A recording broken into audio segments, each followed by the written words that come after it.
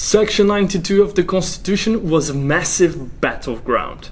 First, we have the individual rights theory, which was predominant in the High Court in 1988, and then we moved from the individual rights theory to the free trade theory, particularly with the decision of the High Court in Cole and Whitfield. We now have a different standard to interpret whether a particular law would breach Section 92 of the Constitution or not. We need to assess whether the law contained any discriminatory burden of a protectionist kind. If it did, then the law was invalid because it breached the absolute freedom of Section 92.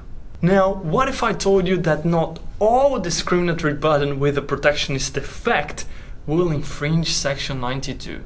Hello everyone, my name is Renato Costa, this is Aussie Law, and today we'll look at the case called Castlemaine Tooheys in South Australia from 1990.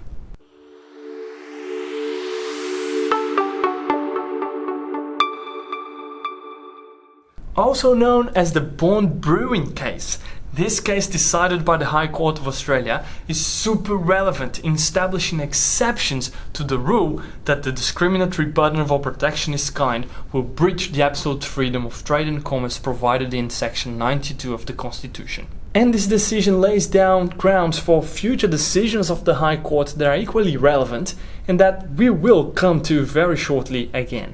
And if you want to make sure you will not miss any of our Aussie Law videos or shorts, click the subscribe button and activate the notifications by hitting the bell icon as well. There are two things that I wanted to highlight in the case of Castlemaine Tooheys.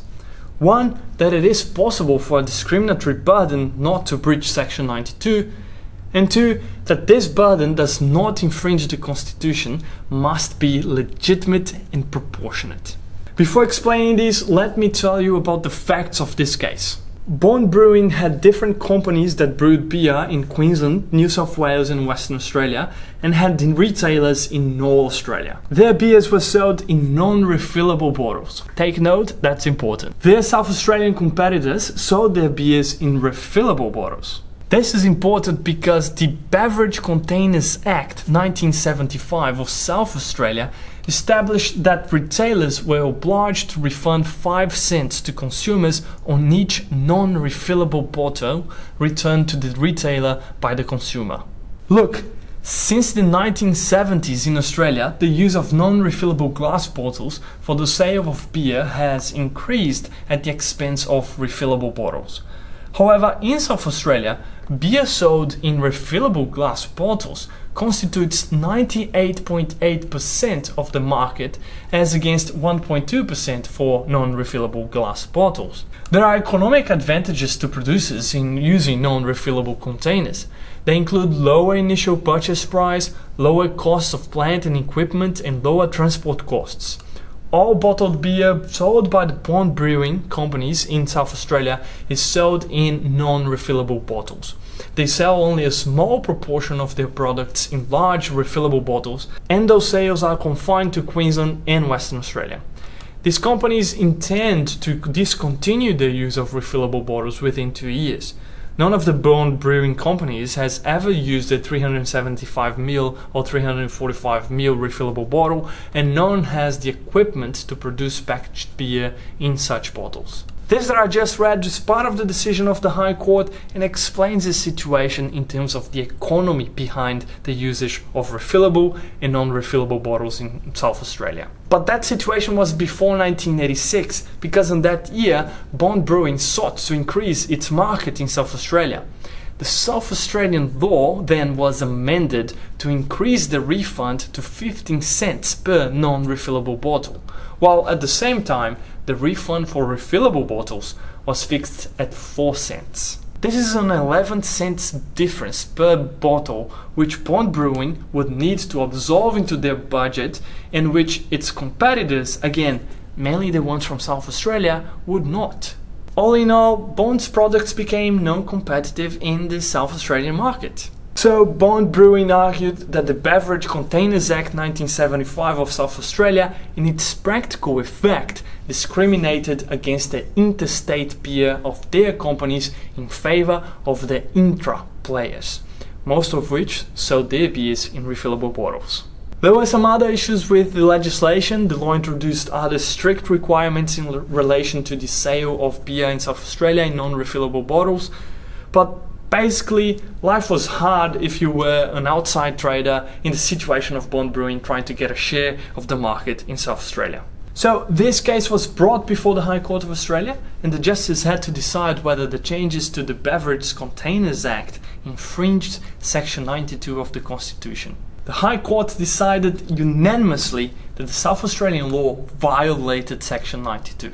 This was despite a perspicacious defense presented by South Australia. In their argument, the defendant said that the reason for the strict restrictions imposed on the producers of beer in non-refillable bottles was to protect the environment.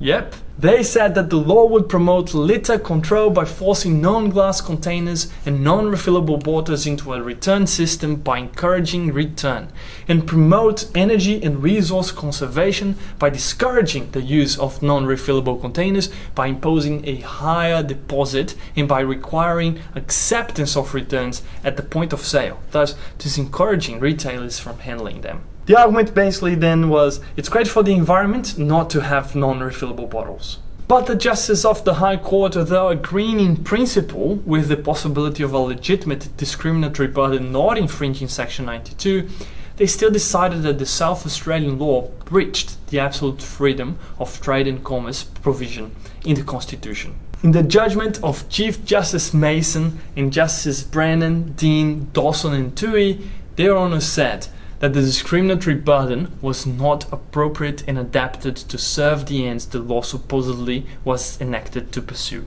The burden, they said, had a protectionist effect and was therefore unjustifiable. Their honours reaffirmed part of what had been decided in Cohen Whitfield, where it said, in the case of a state law, if it applies to all trade and commerce, interstate and interstate alike, it is less likely to be protectionist than if there is discrimination appearing on the face of the law. But where the law, in effect, if not in form, discriminates in favor of intrastate trade, it will nevertheless offend against Section 92 if the discrimination is of a protectionist character.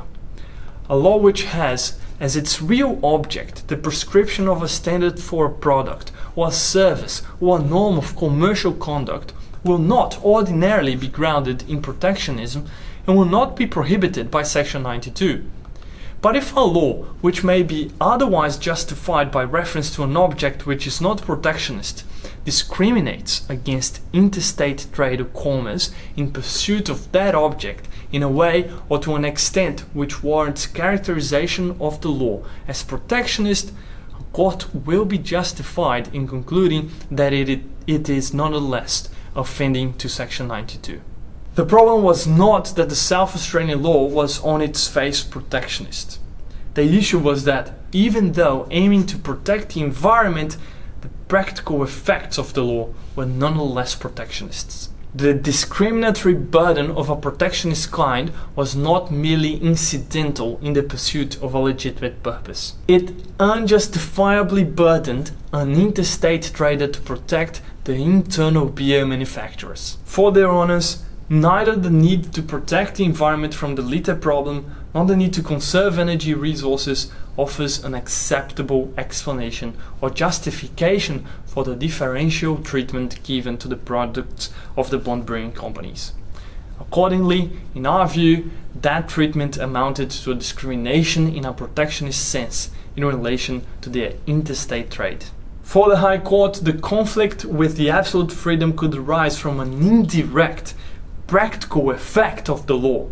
But if the discriminatory burden had only a tangential or minimal protectionist effect, then that law could even maybe be justified. But this was not the case here. Without a proper justification for the protectionist effect of constraining the participation of traders of non-refillable bottles in South Australia, the amendment to the South Australian Act was invalid. All in all, the High Court of Australia established that it is possible for a discriminatory burden not to breach Section 92 if it is not protectionist or if it has some justifiable protectionist effect that are legitimate and proportionate to the legitimate end that the law seeks to achieve. If you want to understand more about the proportionality tests and how the High Court finds a law to be appropriate and adapted to a particular legitimate end, check out our video appearing in your screen. I'll see you there. Ciao.